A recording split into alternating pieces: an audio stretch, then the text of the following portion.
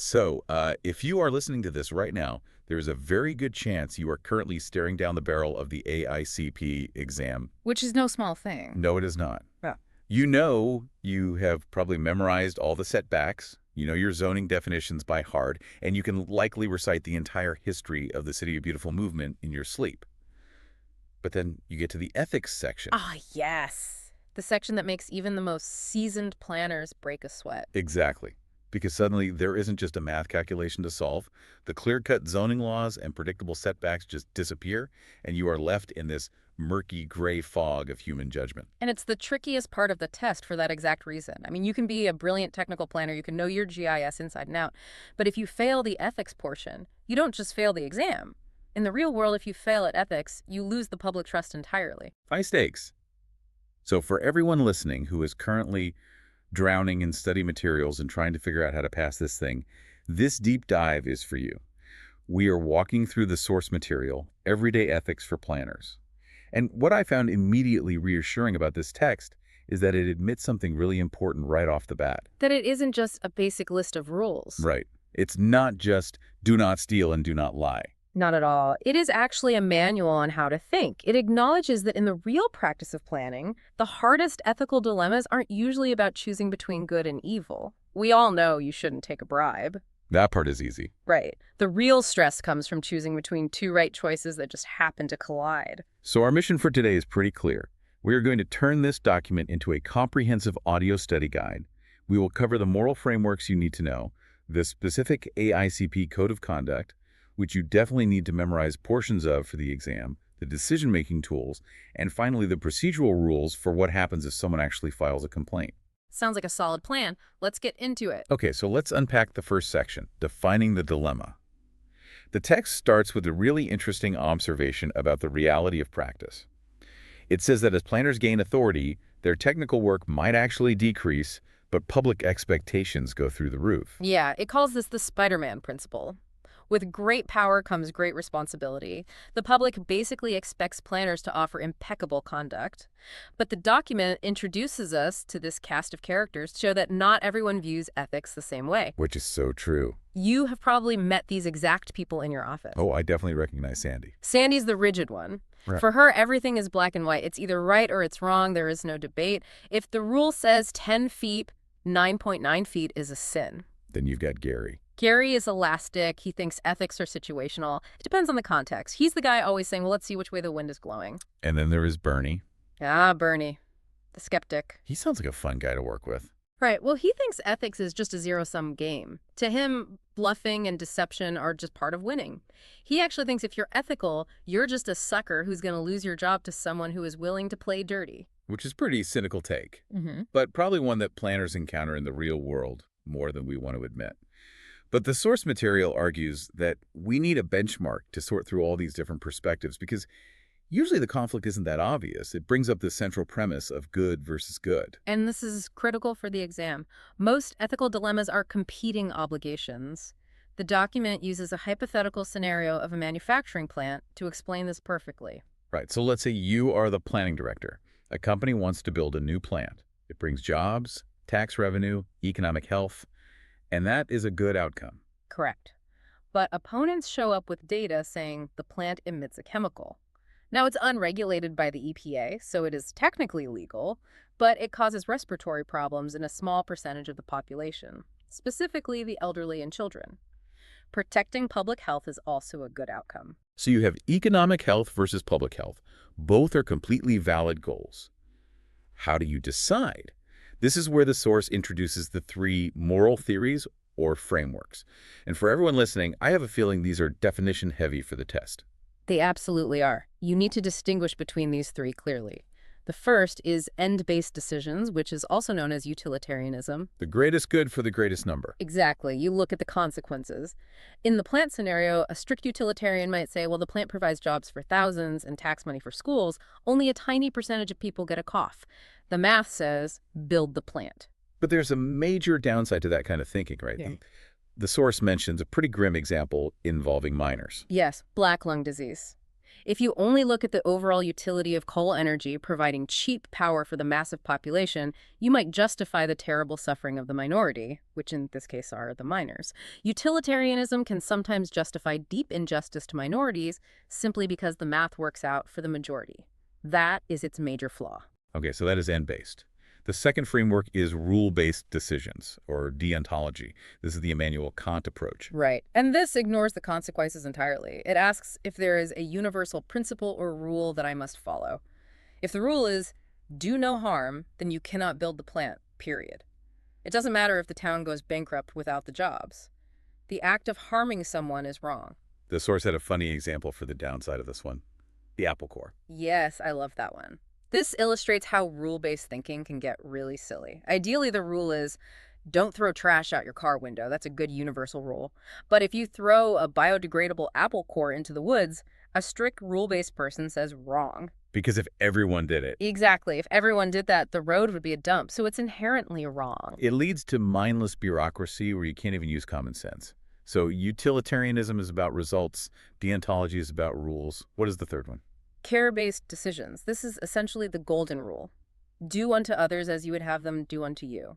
It relies heavily on this concept of reversibility. Reversibility. It means you have to mentally put yourself in the shoes of the person most affected. In the plant scenario, you have to imagine you are the elderly person with asthma living right next door to the proposed site. And the source actually outlines a hierarchy of rights for this, doesn't it? It does. It says not all rights are equal. Life and health always come first. Then truth and honesty. And at the bottom is self-fulfillment or property.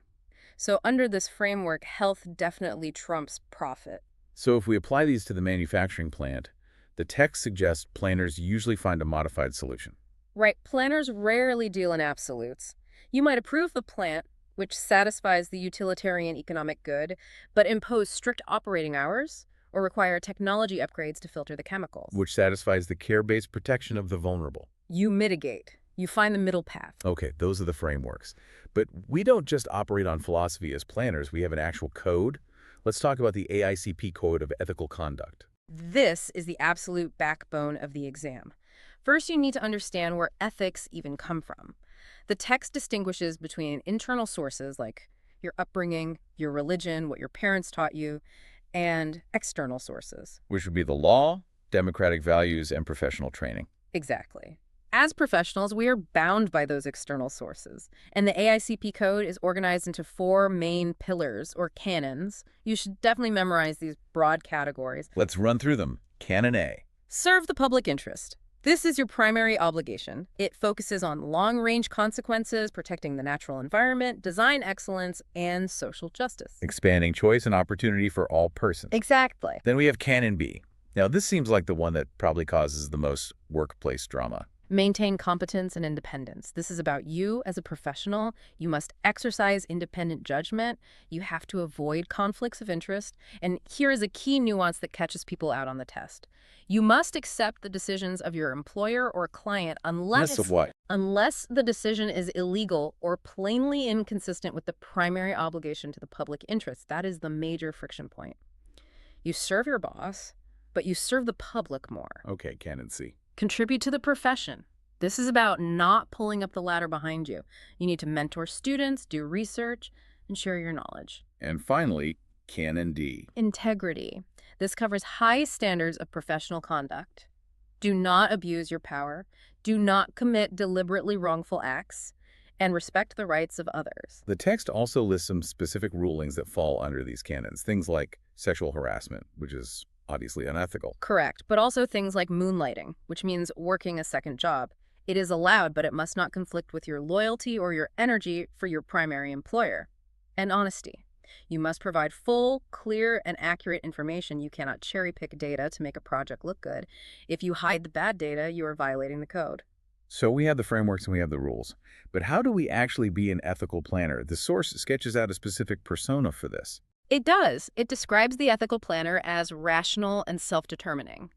That means you accept complete accountability for your actions. You don't ever just say, I was just following orders. And affirmative. Right. It means you actively seek to do good, not just avoid getting caught doing bad. To help with that, the source provides a 7-step analysis process for solving dilemmas. I feel like this is totally a put these in the correct order type of exam question. It often is. Let's walk through them explicitly so you have them down. Step 1, define the problem. What exactly is the conflict? Is it money versus environment? Boss versus code? Step 2, clarify the primary goal. Is your goal to keep your job or to expose corruption? You have to be deeply honest with yourself. Step 3, examine the facts. Do you have the whole story? Often ethical panic comes from bad information or just assumptions. Step 4, brainstorm alternatives. Yeah. Don't just think yes or no. Talk to colleagues. Call the AICP ethics officer. Find a third way. Step 5, evaluate the alternatives. Compare them against the code we just discussed. Step 6 is my favorite, actually. Select and test. This is where you use the publicity test. Ask yourself how you would feel if this decision appeared on the front page of the local newspaper tomorrow. And the gut check. Does it actually feel right? And finally, step 7, implement. You actually have to go do it. Let's apply this process. The source gives a really detailed scenario called Keeping Your Job. It is the story of Mr. Jones. And honestly, this reads like a classic Friday afternoon nightmare. It really does. So here is the scene. You are a new planner. Your boss drops by and says, hey, Mr. Jones has a small subdivision proposal. He happens to be the treasurer of the mayor's re-election campaign. The mayor really supports this. I need you to review it and have a favorable recommendation ready by Monday morning. The pressure is really on. Have a favorable recommendation, not review it fairly. Exactly. So step 1, define the problem. It is a conflict between subverting the normal review process and following your boss's explicit orders. Step 3, examine the facts. This is where the source throws a really interesting curveball. That is the twist. The text points out that we actually don't know if the project is bad yet. The boss is pressuring you, which is sketchy, but the subdivision itself might be perfectly legal and well-designed. You are simply missing facts. So you look at the code. Yeah. Canon B.2 says accept employer decisions, but Canon D.1 says do not commit a wrongful act. And Canon 8.3 says provide full, clear information. You literally cannot recommend approval if you haven't actually verified the plan. Exactly. So what are the alternative? The source lists a table of options. You could resign right there on the spot. You could file a grievance. You could just do it and hope for the best. But the source suggests a middle path. Yes. You don't storm into the office and quit based on a pure assumption. And you definitely don't blindly sign it. You analyze the plans over the weekend. Then you meet with the director on Monday. You explain that you have reviewed it and perhaps you found X, Y, and Z that need to be addressed before you can legally sign off. So you refuse to sign something unverified, but you do it in a way that tries to resolve the situation without immediate explosive confrontation. You ensure there is no misunderstanding. Precisely. You stick to the professional standard canon B, competence, rather than making it a personal fight about the boss's politics. You completely strip the emotion out of it. Okay, but let's say it goes wrong. Let's say a planner messes up or gets accused of messing up. We need to talk about procedural rules. This is the adjudication and discipline section. This is technical but highly testable. First off, if you are accused of a lapse, the text advises to stay calm, provide clear info, and if you actually did make a mistake, apologize and offer restitution immediately. But if it goes to the AICP, there are very specific processes. First, there's advice. We need to distinguish between informal and formal advice. This is a huge distinction. Informal advice is non-binding. You call up the ethics officer, chat about a hypothetical situation. It's very helpful, but it does not protect you legally. Informal advice. That comes directly from the executive director, in writing. If you follow formal advice, it is a binding defense. If someone later charges you for that exact action, you can say, I did exactly what the director told me to do, and you are totally safe. Now, regarding filing a charge of misconduct, who can actually do it? Anyone can. A fellow planner, a member of the public, a developer, but it must be in writing. Can it be anonymous? Technically, yes, but it is heavily discouraged. And if you file anonymously, you do not get any updates on the case whatsoever. Okay, so a charge is filed against a planner. Yeah. They are now the respondent. What do they have to do? They absolutely must cooperate. This is huge. Even if the charge is completely baseless, if you refuse to answer the AICP's questions or provide documents, you can be disciplined just for failure to cooperate. You should also definitely get legal counsel. And what is the standard of proof? Is it beyond a reasonable doubt like in a murder trial? No, it is the preponderance of the evidence. That means it is more likely than not that the violation occurred, basically 51%. It is a significantly lower bar than criminal court. If the investigation finds the planner guilty, There are a few ways it can end. A settlement or a hearing. Right, a settlement is sort of like a plea bargain. But if facts are disputed, a formal hearing is held. And then comes the discipline. There are 4 distinct levels you need to know. Level 1. Private reprimand. It is just a letter in your file. No one else knows. Level 2. Public censure. This is much stronger. Your name and the exact nature of the violation are published to the entire profession. Level 3. Suspension. You lose your AICP credentials for a set amount of time, like 6 months or a year. And level 4. Expulsion. You are kicked out of the AICP permanently. And the source notes that names and summaries of violations are published for everything except the private reprimand. Yes. So if you get censured, suspended, or expelled, everyone in the profession will know exactly why. It is intended to be a strong deterrent. That is a sobering thought. It really is. As we wrap up this deep dive, I want to touch on the outro of the source document. It asks the question we are all probably thinking at this point. Is it worth it? It cites some pretty depressing stats about cheating in schools and resume padding. It mentions that something like 58% of physicians said they would actually lie to an insurance company to help a patient. But the research cited in the text proves that clear ethical codes do curb bad behavior. When expectations are codified, behavior improves across the board. It stops being about what can I get away with and starts being about what is the standard. So for the listener heading into the exam center, what is the final takeaway from all this? On the exam, if you see a scenario question, just remember the process. The right answer is rarely ignore it or immediately quit. The right answer usually involves 3 things. 1, gathering the facts first. 2, consulting the code, especially the public interest canon. And 3, seeking a solution that balances competing claims without violating the law or your integrity. Don't jump to conclusions, check your facts, check the code. Exactly. Be a planner. Where you have it. A comprehensive look into everyday ethics for planners. We hope this helps you navigate those gray areas, both on the test and out there in your career. Good luck. You have got this. Before you go, here is one final thought to chew on. We talked a lot today about good versus good. But in a world where data is rapidly becoming the new gold, planners are soon going to face ethical dilemmas about privacy versus efficiency that this code might not even fully address yet. How will you apply these old canons to smart city surveillance? Just something to think about. Indeed. Thanks for listening. We will see you next time.